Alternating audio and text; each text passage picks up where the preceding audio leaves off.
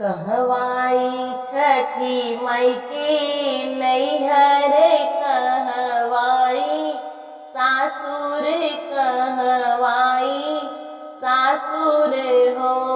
छठी मई कवनई हो छठी मई कवन बिरिछ तरे उपजै सखीन सब पूजै सखीन सब पूजई हो। गोकुला में छठी मई के नैहर मथुरा में सासुर मथुरा में सासुर हो। छठी मई महुआई हो छठी मई महुआ बिरिछ तरे उपजै सखीन सब पूजै सखीन सब पूजई हो। केहू के देहु मैया दुई लाल केहू के चार लाल केहू के चार लाल हो।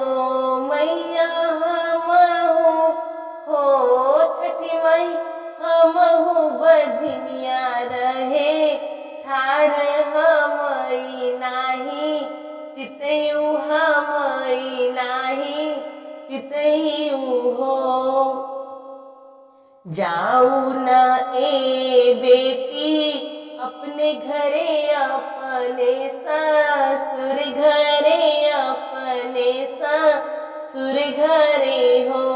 बेटी आजू के हो बेटी आजू के नवए महीनवा ललन तोहरे होई है बालक तोहरे होई हई हो।